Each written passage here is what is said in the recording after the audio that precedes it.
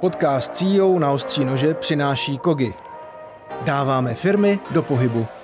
Najmajte pomalu, prepušťajte rýchlo. Spoustu CEO si přidává a říká, tak to ještě necháme trochu žít. A ještě ono to ještě nějaký peníze to určitě vydělávalo, že některé ty e-shopy, ale říznou si prostě peníze a říct to. A tie firmičky to sú ako nejaké deti, ale neviem, jak to nazvať. No. Že niektoré z nich treba zabiť, tak hovorí sa, že ľahšie je si pýtať o odpustenie, než o povolenie. To je moje oblíbené. Odkud se to bere v tobě, ta touha podnikat a být nezaměstnatelný, až se jako řeknu. Že ja som zakladal Jimim, keď som si robil PhD z Business Intelligence a mne toto pomohlo v tom, že sa oveľa ľahšie argumentuje tabuľkami, než nejakými dojmami alebo emóciou z niečoho.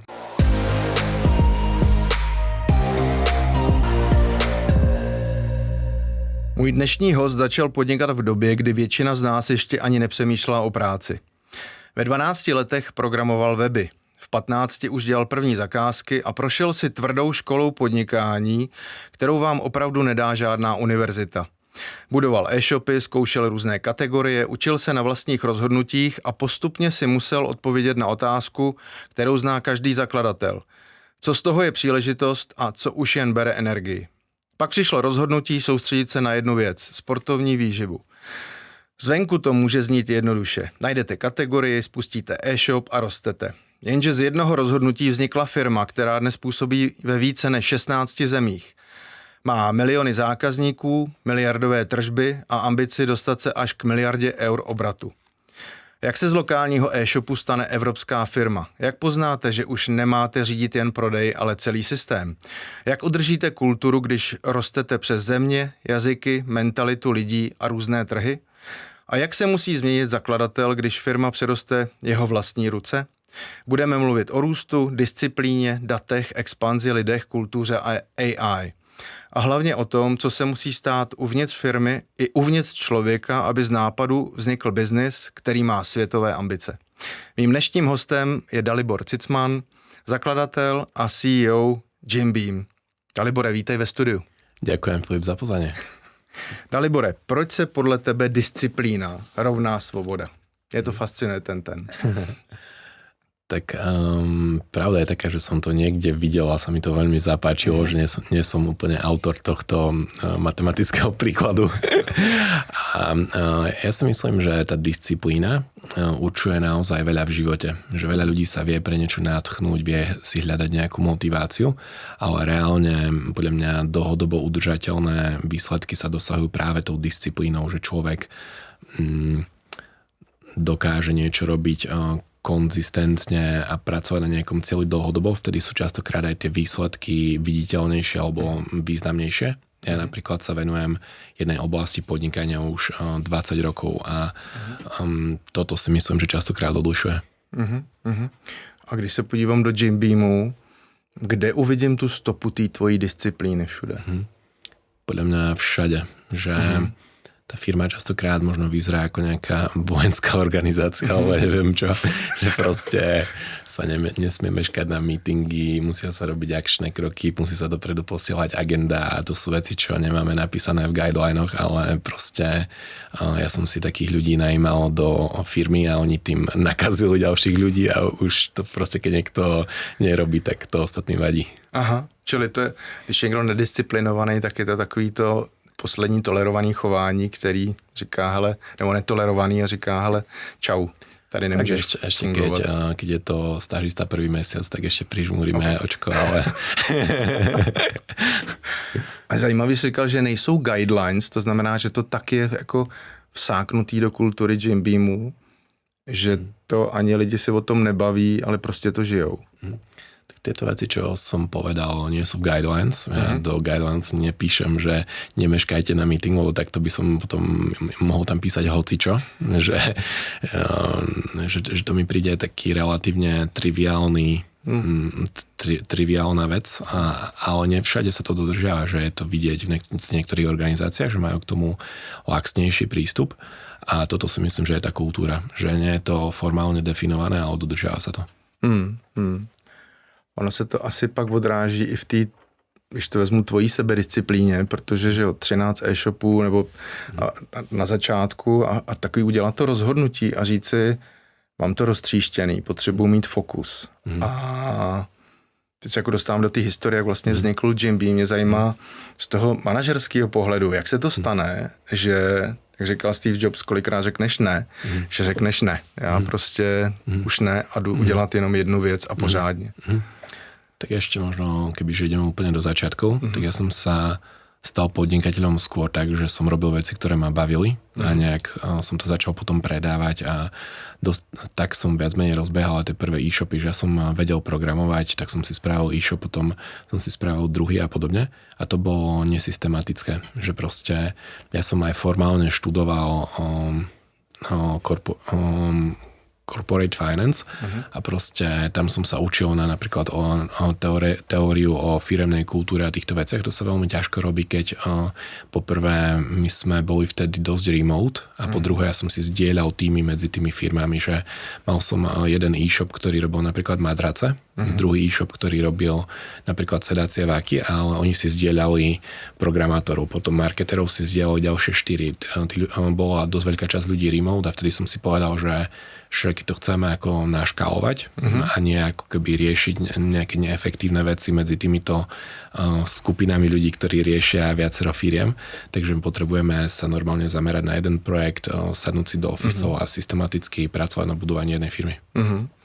No, že z těch všech 13 zrovna jako sportovní výživa. Tam som ešte bol v takej dileme, že či sa budem plne venovať tomu jednému z nich, alebo založím úplne nový. A vtedy som došiel do rozhodnutia, že radšej založím úplne nový. A tam bolo viacej dôvodov, že prečo práve športová výživa a prečo úplne nový. A mě nejvíc zajímá právě, jak dojdeš k tomu rozhodnutí, nebo jak dojde vždycky jako CEO k tomu rozhodnutí, jak jsi k němu došel, jak vůbec vlastně to rozhodnutí děláš a pak se teda rozhodneš.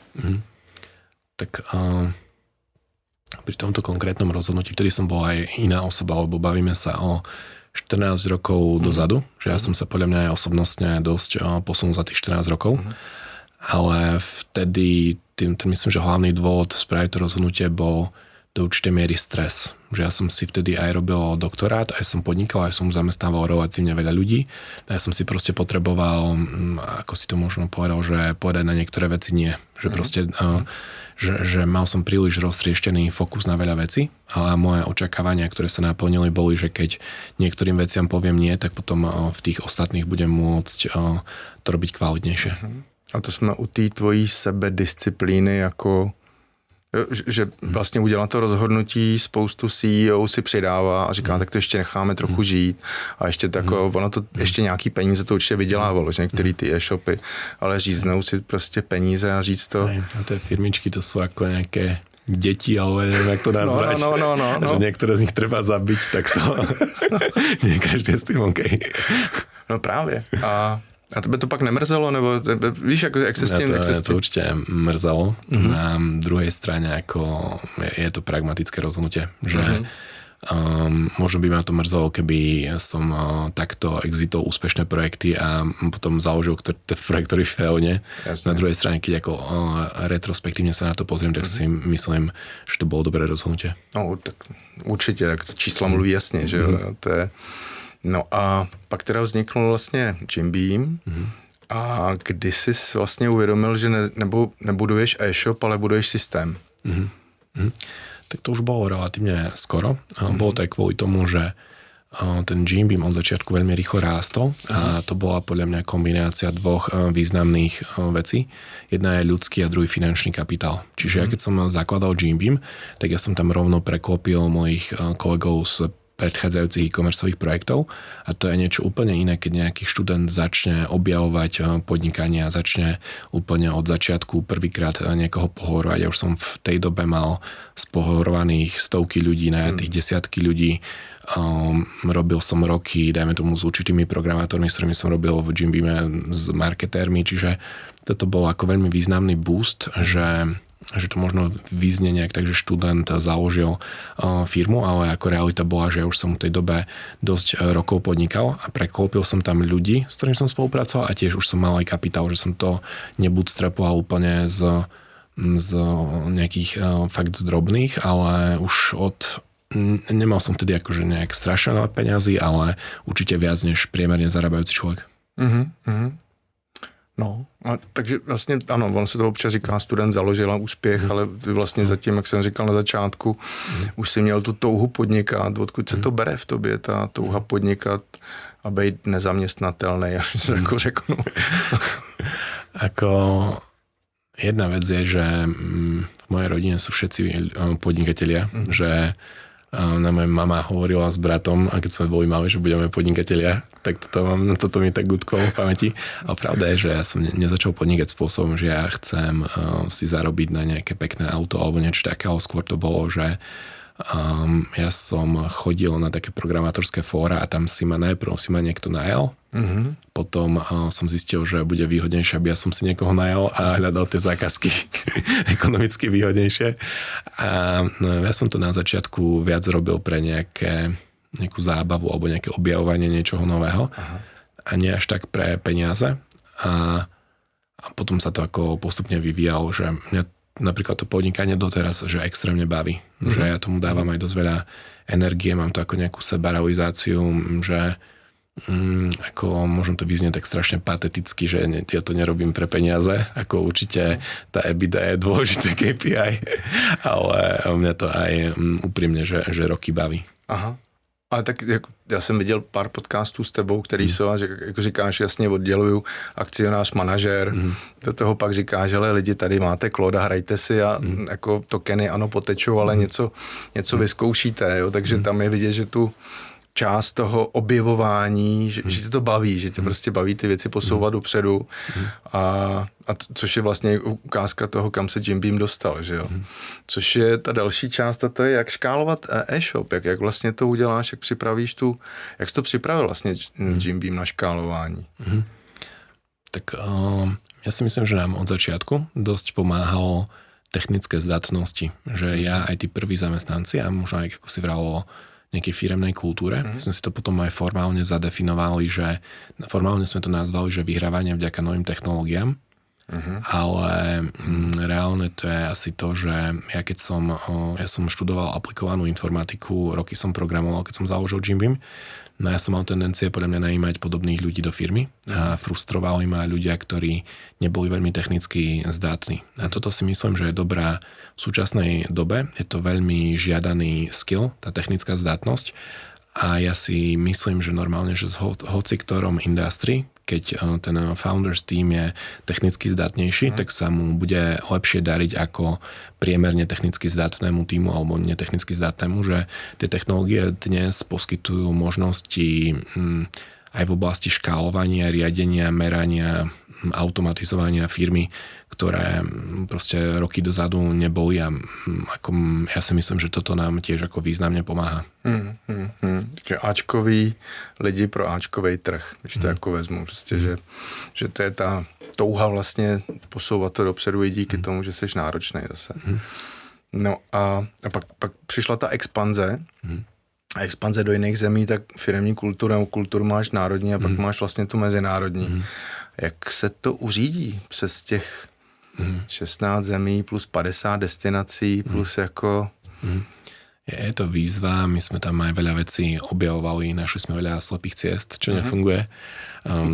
Keďže mám niečo vypichnúť, tak my sme na začiatku ašpirovali na to najímať expatov, potom sme ašpirovali na to relokovať ľudí a to sú proste veľmi silné také trade-offy, že ty toho ako top Ačkového človeka pri napríklad, keď sa bavíme o relokácii, tak on keď má na stole 10 ponúk a 9 si nevyžaduje relokáciu a 1 áno, tak je to taký významný zásah do jeho života, že on častokrát odmietne tú ponuku s relokáciou. No a toto boli slepé cestičky, čo sme preskúmali, že nefungujú. A tým pádom sme potom museli najímať v tých krajinách, kde pôsobíme tie týmy a tam si myslím, že nám tam sú tiež napríklad kulturálne rozdiely. Ja som zistil, že s takými úplne ľuďmi z mediteránskej oblasti, čo majú radi siestu a veľmi work-life balance, takže to nie je úplne kompatibilné s našou firemnou kultúrou. Tak snažíme sa aj v týchto destináciách hľadať ľudí, ktorí sú viacej zameraní na výsledky a delivery. A to jsou pak lidi, kteří tam šíří tu kulturu, kterou vlastně ty chceš. A když bys popsal vlastně kulturu v Jim Beamu, už jsme se trošku o to na začátku otřeli, jo, ale jaká je? Tak prvá vec, alebo taký najsignifikantnejší bod z môjho pohľadu je, my sme to nazvali Growing and Moving Fast, a to je, že rýchle skúšanie, testovanie, experimentovanie, adaptovanie sa. Čiže podľa môjho názoru my by sme už nerástli v tomto období, ak by sme sa neadaptovali na nejaký nový normál. Že proste už za tých 12 rokov sa strašne veľa vecí zmenilo. Možno nejakí takí hejteri na sociálnych sieťach si vymyslia, že oni vyrástli vďaka, neviem čo, sociálnym sieťam alebo vďaka influencerom, ale proste to sa nedá kontinuálne 12 rokov v toľkých geografiách proste raz vďaka jednej veci, že ten ako reálny podľa mňa dôvod je, že my sme skúsili aj veľa vecí, čo nefungujú. Rýchlo sme si to vyhodnotili, že to nefunguje a išli sme do ďalších, čo fungujú. A toto si myslím, že je ten taký prvý bod, že veľa experimentujeme, skúšame, aj dajme tomu, že tá oblasť AI, tak tu je tiež ako, ktorá je teraz akoby taká za mňa, že top jedna téma v manažerských kruhoch, tak proste aj tu je veľa slepých cestičiek, ale my ich chceme objaviť prvý a objaviť aj tie, ktoré fungujú a potom z toho ťažiť. Čili jako ta část té exploration, jako té kultury, že lidi mají být v té kultuře jako kreativní, inovativní, zkoušet a prošlapávat ty cesty a ty jim vlastně v tom dáváš maximální podporu. A jak se to projevuje, ta maximální podpora, když budu v Jim Beamu, tak co ucítím, co uvidím, co zažiju. Tak hovorí sa, že ľahšie je si pýtať o odpustenie, než o povolenie. To je moje oblíbené.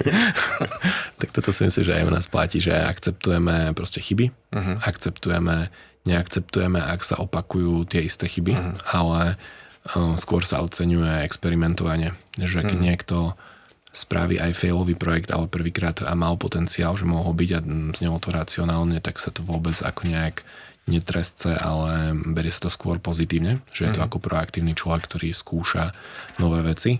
Ja si myslím, že tá kultúra je častokrát definovaná aj cez promotions a cez dávanie priestoru ľuďom, čiže my častokrát dávame na ohencoch priestor kolegom, ktorí doručia skvelé veci. Naše ohenc meetingy sú, veľká časť je o prezentovaní nových vecí, čo sme spravili vo firme a tam sa presne dáva priestor tým ľuďom, ktorí pravdu povedať neukazujeme úplne tie failové veci, čo sme ako spravili.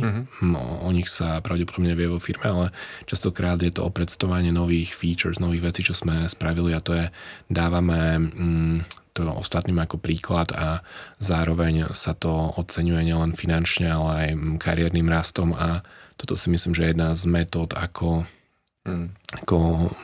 budovať tú firemnú kultúru.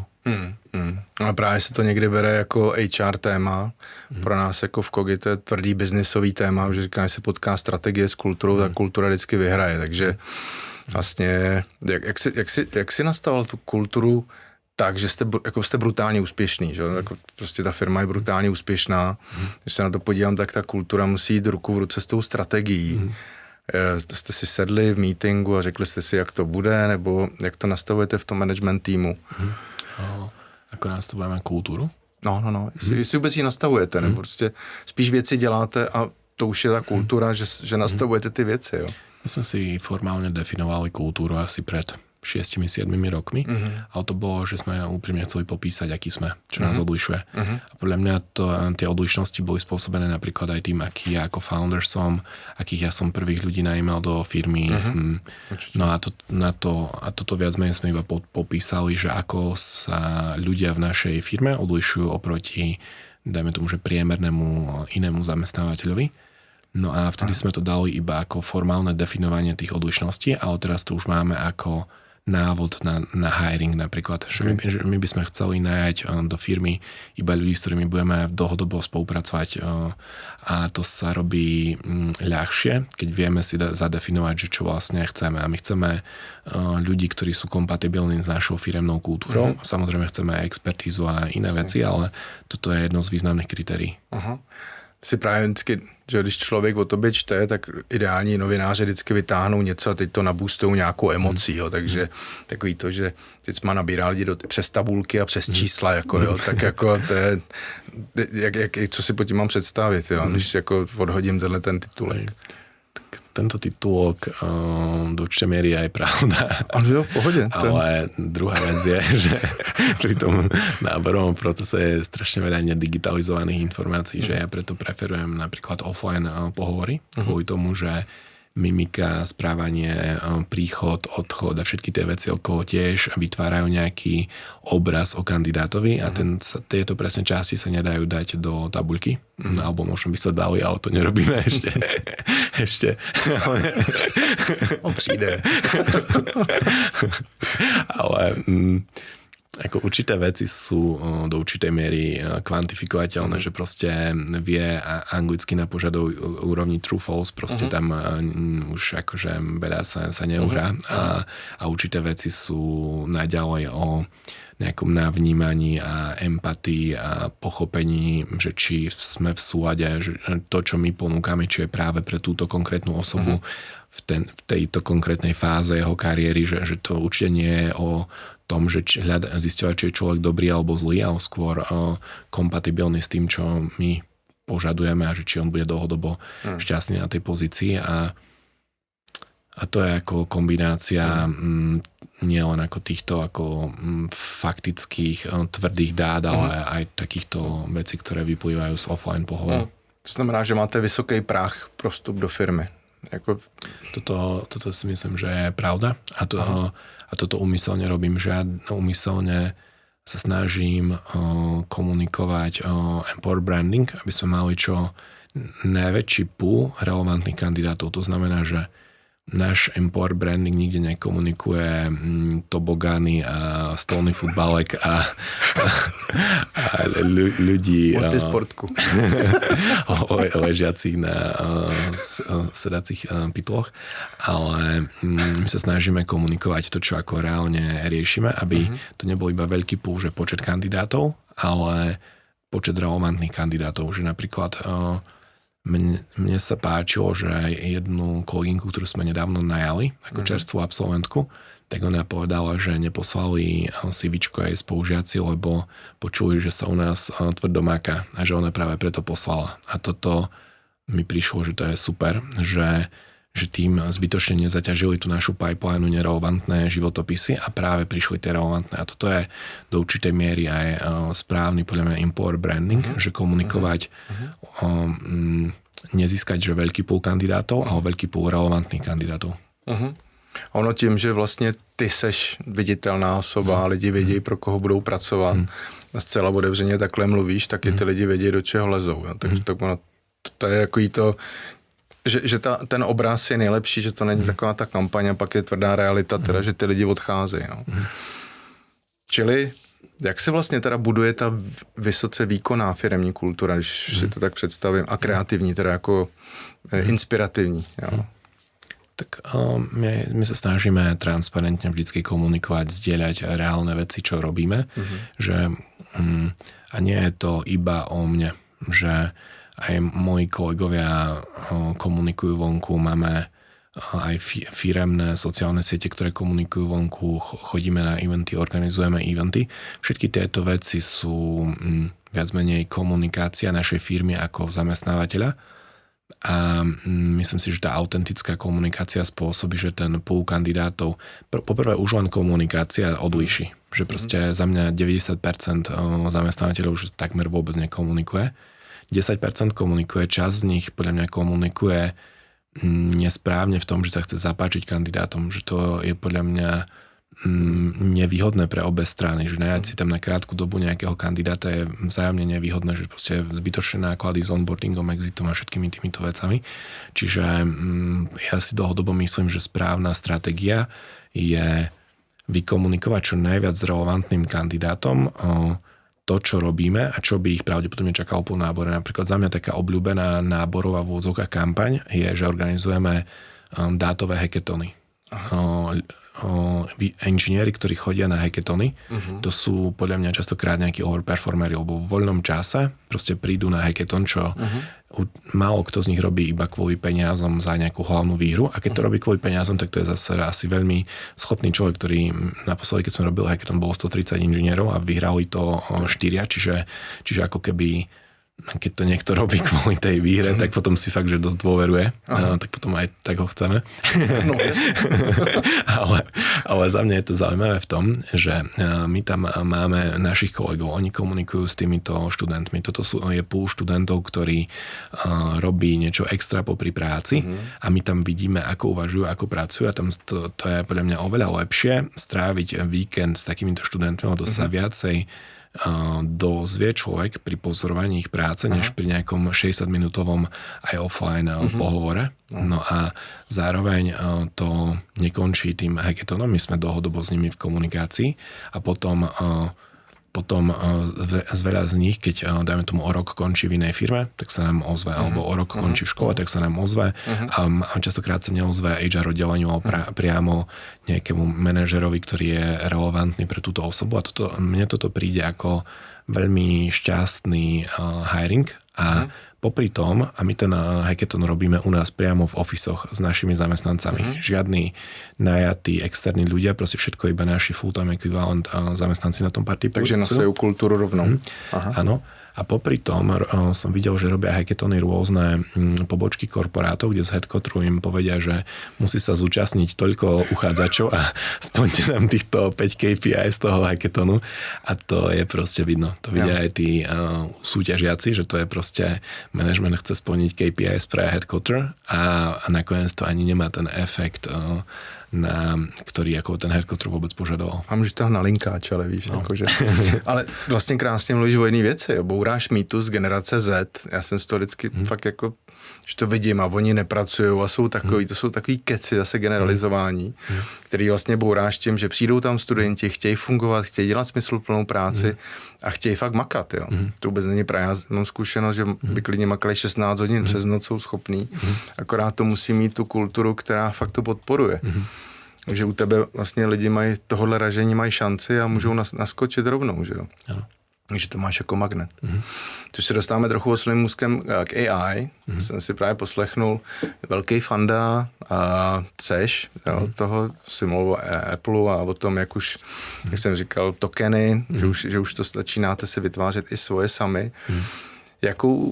A že to pro tebe je ne nebezpečí, ale že to je prostě něco, co má budoucnost a co má hodnotu. Jak ty se na to koukáš? Tak ja keď som zakladal firmu, tak v tom období som čítal takú knihu Innovator's Dilemma a tam bolo, že nad existujúcimi firmami nemôžete vyhrať v oblastiach, kde sú silné, iba v oblastiach, kde sú slabé. No ja som to od začiatku, tú firmu dostával na nových veciach. To znamená, že my sme boli jeden z prvých inzerentov na Facebooku v tom roku 2014. My sme boli jedna z prvých firiem na TikToku. No a častokrát nám to akoby pomáhalo v tom, že kým tam ešte neboli iní inzerenti alebo konkurenti, tak bolo tam ako keby dobrá rentabilita v zmysle, že engagement za energiu alebo peniaze. No a čo sa týka týchto nových technológií, tak to častokrát je podobné, že ako niekedy je to príliš skoro, ale ja si myslím, že v tej oblasti AI niektoré veci tiež si myslím, že sú príliš skoro, ale že už dnes je veľké množstvo reálnych užitočných use caseov, ktoré reálne pomáhajú firmám. Čiže my sme do toho nabehli od začiatku, tak je to AI, ako teoreticky je to s nami dlho, ale ten release ChatGPT 3.5, to bolo myslím, že nejaký november 22, tak v podstate od vtedy sa snažíme tým automatizovať množstvo práce a máme z toho si myslím, že aj reálne výsledky, že my nad tým uvažujeme rôzne KPI, že koľko napríklad robíme revenues na jedného kolegu, tak nám sa za posledné 2 roky podarilo znížiť veľkosť tímu a výrazne zväčšiť revenues a naši konkurenti, ktorí sú od nás menší, tak majú častokrát 2,5 krát alebo 3 krát väčší headcount a to nie je o tom, že by naši kolegovia robili přes časy, ale myslím si, že fungujeme efektívnejšie.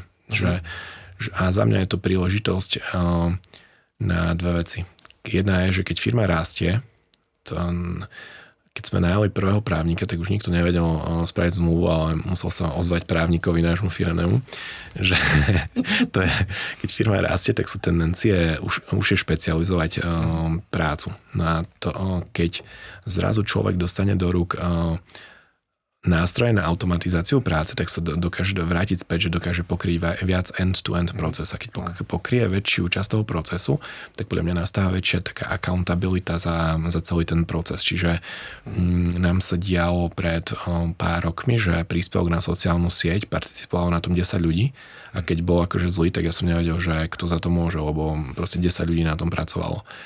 Vďaka aj AI, tak sa nám podarí, že veľká časť toho procesu sa zautomatizuje a tým pádom na tom pracujú už len 2 alebo 3 ľudia, tým pádom vedia mať väčší ownership za konečný výsledok a zároveň jedna z metód podľa mňa ako zdvihnúť profitabilitu a efektivitu organizácie aj zjednodušiť ju. Čiže na konci dňa sa tým aj zjednodušuje organizácia.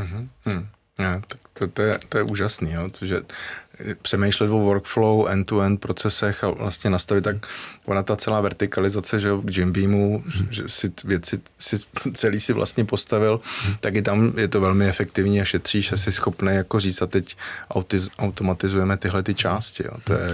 To ešte možno ďalšia zaujímavá vec je, že to AI automatizuje dosť veľa aj inžinierskej práce v zmysle, že jeden inžinier, jeden softwarový vývojár má väčší output, ale výrazne väčší. Že to, na čom kedysi pracoval jeden inžinier, dajme tomu pol roka, tak teraz dokáže mať za pár týždňov a to spôsobuje, že my sme relatívne významne zmenili organizačnú štruktúru firmy v tom, že sme dali manažerom engineering resources. S tým sme začali v logistike, čiže pod logistických manažerov sme dali softwarových inžinierov a toto podľa mňa dnes už dosť dobre funguje. Dokonca už sa nám deje, že tí softwaroví inžinieri alebo ľudia, ktorí boli práve rokov dozadu softwaroví inžinieri, tak sú už manažéri týchto ako vertikál. Už naša manažérka logistiky tak bola ešte 2 roky dozadu IT manažérka, že viedla softwarových inžinierov a predtým bola softwarová inžinierka, pod ňou sú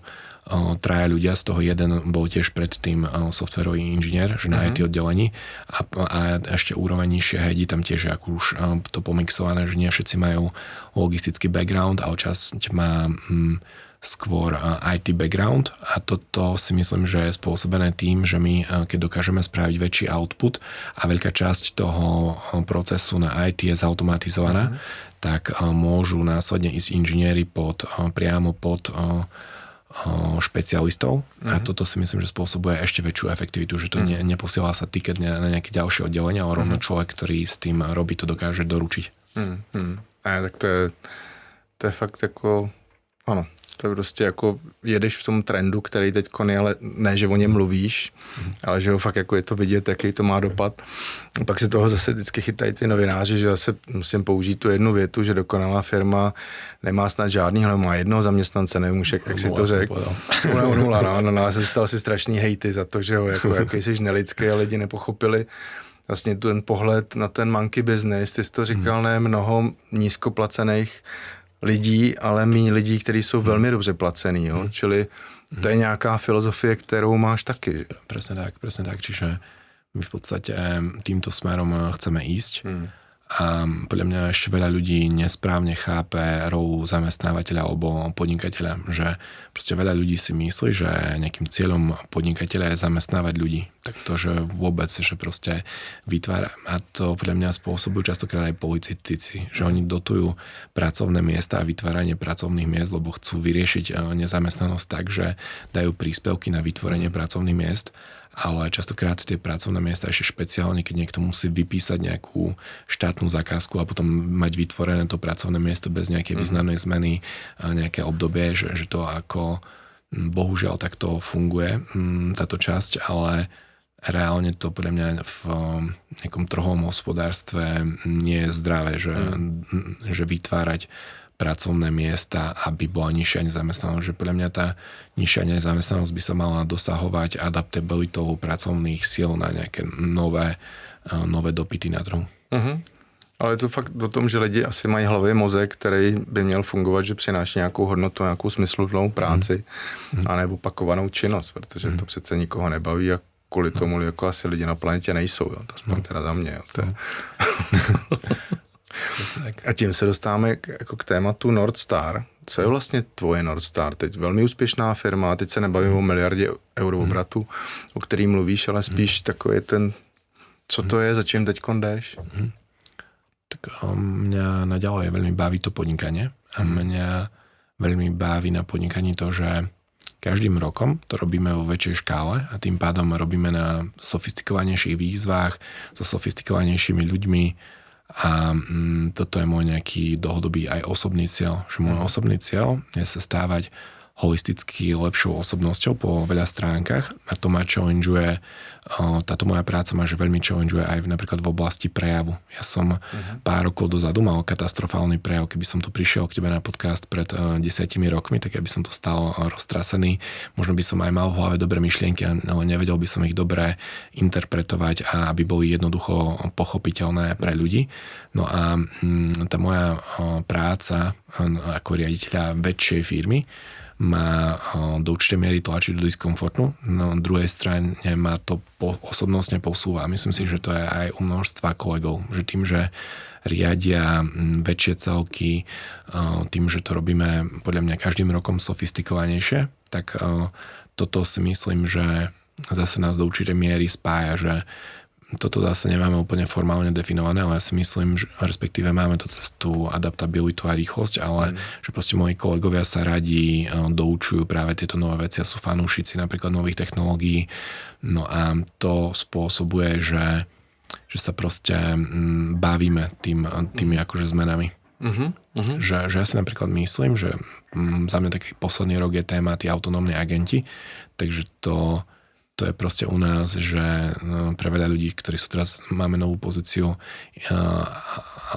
inžinier pre autonómnych agentov, takže to bol proste dream job tých kolegov, čo tam na ňu nastúpilo, že oni sa strašne tešili, že s tou technológiou budú robiť.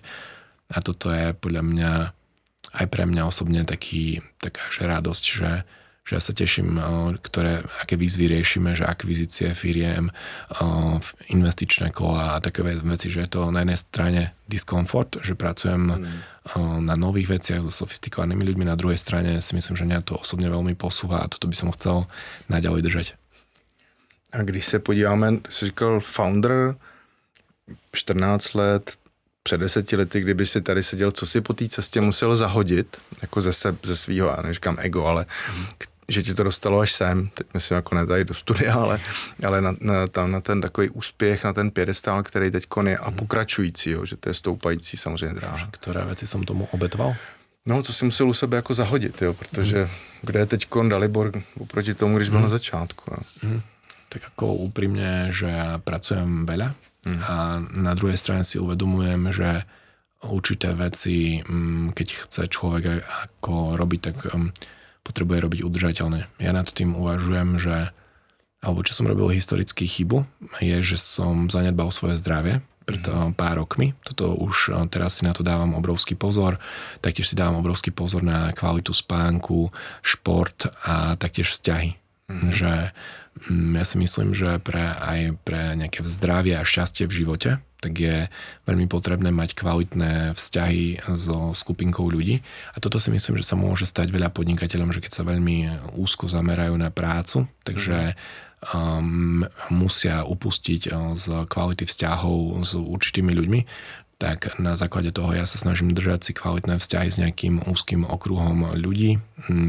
Všetky tieto veci, čo som teraz spomenul. A ja som musel obetovať veľa vecí v zmysle, že napríklad nesledujem žiaden šport, absolútne sa nevyznám v žiadnom športe z pohľadu sledovania, skôr ho akoby vykonávam, alebo ja som videl, že strašne málo filmov a seriálov, čiže ako častokrát keď sa ľudia bavia o tom, že aké videli v poslednom období filmy, seriály, tak ja sa neviem úplne zapojiť do debaty. A ako je to reálne tak, že keď niekto chce mať nadpriemerné výsledky, tak sa veľmi ťažko to dosiahne priemerným pracovným nasadením. Tam každý človek má iba 24 hodín a tam prichádza tá kalkulácia, že čo nerobiť. A to je zase, tě to vlastně dostalo ta disciplína do toho stavu, který seš teďko. To je, no a hele, tenhle podcast je pro CEO a je to pro ně inspirativní povídání jiných úspěšných CEO. A máš jako spoustu věcí, které můžeš říct na základě čeho jsi úspěšný. A kdyby si vzal 3, dal to někomu jako radu, a říká, hele, na čem postavit úspěch, jsem před nějakou další fází, co mám udělat, co jsou to takový 3 rady, inspirace z tvojí strany. Tak jedno už som aj spomenul, že ja si úprimne myslím, že teraz v hoci ktorej oblasti, keby som to začal podnikať a robil to veľmi technicky pokročilo, že by som išiel napríklad vyrábať takéto stoly a robil by som to cez super sofistikované technológie, takže by som pravdepodobne overperformoval túto kategóriu výrobcov stolov. Čiže ja si myslím, že mne nebol to žiaden geniálny masterplan, ja som sa v podstate k počítačom dostal cez počítačové hry. ale myslím si, že mi to v kariére že extrémne pomohlo, že som alebo naďalej som veľmi technicky zdatný a myslím si, že v súčasnom nastavení ekonomiky to veľmi pomáha tento skill. Čiže ja si myslím, že pre úspech v podnikaní v roku 2026 je dosť potrebné byť technicky zdatný, alebo pre veľa kategórií. Asi to neplatí úplne na 100% kategórií, ale pre veľký počet kategórií platí, že ten zakladateľ, keď je technicky vzdatný, tak dosť pomáha. Potom ja si myslím, že mi dosť pomohlo špeciálne možno pri škálovaní, že ten môj background je z Business Intelligence, že ja som zakladal GMIM, keď som si robil PhD z Business Intelligence a mne toto pomohlo v tom, že sa oveľa ľahšie argumentuje tabuľkami, než nejakými dojmami alebo emóciou z niečoho. Čiže toto si myslím, že je tiež pre dlhodobo udržateľný, škálovateľný biznis. Ja si myslím, že aj veľa firiem, veľa founderov, ktorí naštartovali veľmi dobrý biznis a potom zbankrotovali. Častokrát to bolo kvôli tomu, že si neustriahli metriky a nevedeli, čo sa im vo firme deje. Čiže ja si myslím, že mi veľmi pomohlo pri relatívne rýchlom raste veľa rokov to, že som vždycky mal dobrý prehľad, čo sa deje aj z pohľadu nejakého finančného zdravia vo firme. No a keby máme ešte tretiu, strašne maláka povedať niečo k ľuďom, lebo toto beriem akože, že je taká kľúčová ingrediencia, tak asi by som povedal asi tiež takú možno už obohranú radu, že najmajte rýchlo, najmajte pomaly, prepúšťajte rýchlo, že ja osobne som mal s tým veľký problém, že prepúšťať ľudí. Že ja som, keď som začínal podnikať, alebo možno v nejakých prvých rokoch GMBeamu, tak ja som to bral a možno ešte väčší stres ako ten človek, ktorého som išiel prepustiť. A tým pádom som mal tendencie naťahovať tie prvé exity a toto si myslím, že je nevýhodné pre všetky strany. A toto si myslím, že robí veľa zakladateľov chybu, že neukončuje tú spoluprácu alebo končuje už príliš neskoro. A je super. Já moc děkuju. Děkuju za rozhovor. Hlavně přeju, ať se ti ta North Star přibližuje, ale zase ne moc, to by tě nebavilo. Ať se daří GMBeamu a těším se zase někdy na viděnou a jsem rád, že jsi přišel do studia. Super, ďakujem pekne, Filip, za pozvanie.